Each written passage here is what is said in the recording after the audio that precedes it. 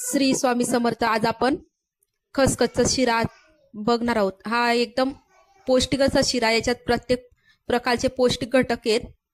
हा शिरा डोळ्याच्या दृष्टीसाठी, स्वरशक्तीसाठी, ताकदीसाठी एकदम उपयुक्त आहे. बाळंतली बाईसाठी पण हा शिरा एकदम उपयुक्त असतो.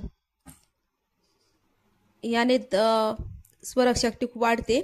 ज्याला झोपेचा त्रास आहे, झोप येत नाही, त्यांच्यासाठी भी हा शिरा एकदम उपयुक्त आहे. हा पौष्टिक शिरा करण्यासाठी मी इथं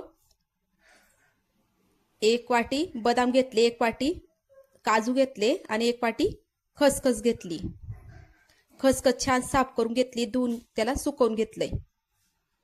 आता इथं मी मिक्सरच्या भांड्यात तिघ वस्तू वाटून घेते. तुम्ही यात अजून मखाने, तुम्हाला जे आवडेल ड्रायफ्रुट्स घालू शकतात, खोबरं पण घालू शकतात. आता त्याला छान मी बारीक वाटून घेईल. बघा असं छान मी बारीक वाटून घेतलंय तिघ वस्तू. आता मी पूर्ण नाही वापरणार, रोज असं 2-2 चमचे वापरत जाईल, म्हणजे करून पॅक डब्यात ठेवून द्यायचं. आता इथं मी तूप गरम करायला ठेवलंय. साजूक तूप आहे, छान गरम करते तूप. आता याच्यात मी आपण अर्धा वाटी गव्हाचं पीठ घालून घेते.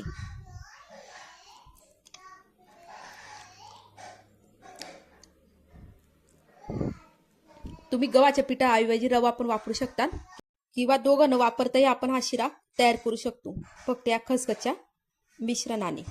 आता इथं मी छान हे पीठ गुलाबी रंगावर छान भाजून घेते, म्हणजे ते कच्चं लागणार नाही आणि टाळूला चिपकणार नाही.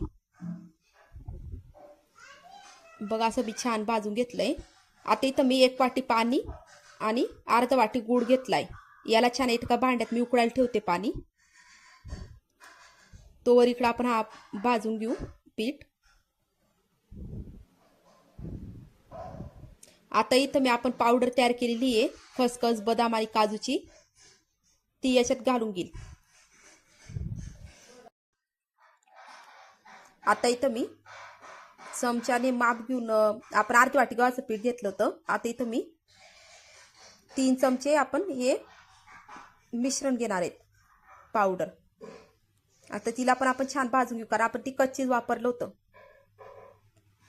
आणि जर तुम्ही बदाम खसखस आधी भाजून पावडर केली तर मग जास्त भाजायची गरज नाही पडत. बघ इथं असं छान गुलाबी रंग झालाय. यात तुम्ही डिंक पण घालू शकतात.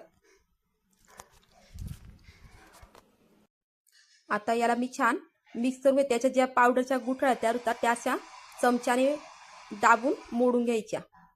आता इथं मी आपण गुळाचं जे पाणी तयार करते ते पाणी टाकून घेतलं. हळूहळू टाकायचं पाणी, नाही तर एकदम वर येतं तोंडावर. बघा सावकाश थोडं थोडं टाकत जायचं पाणी आणि हलवत जायचं, म्हणजे त्याच्यात गुठळ्या पडणार नाही.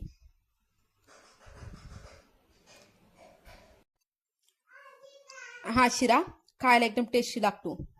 लहान मुलं सुद्धा आवडीने खातात हा शिरा. याच्यात लोहाचं प्रमाण पण खूप असतं. बघा असं छान हलवत राहायचं, म्हणजे तो खाली लागणार नाही आणि त्याच्यात गुठळ्या तयार होणार नाही. असं दाबायचं चमच्याने, त्या गुठळ्या मोडून जातात. याच्यात आपण गुळाचा आणि तुपाचा उपयोग केल्यामुळे हा शिरा जास्त पौष्टिक तयार होतो आणि एकदम झटक्यात 10 मिनिटात तयार होणारा शिरा या.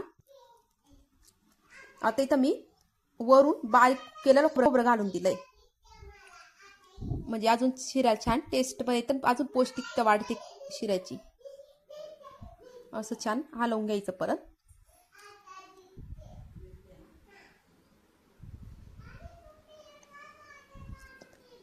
आता शिऱ्याला छान उकळी येऊ द्यायची.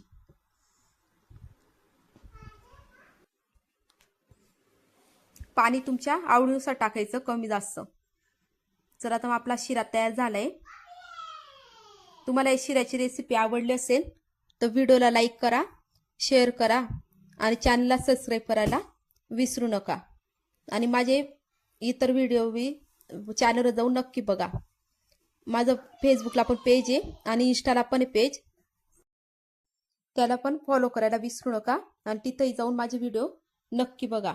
तुम्हाला माझी रेसिपी खूप आवडते, एकदम सिंपल असतात आणि आपल्या घरगुती साहित्यात रेसिपी तयार होणार असतात माझ्या. श्री स्वामी समर्थ.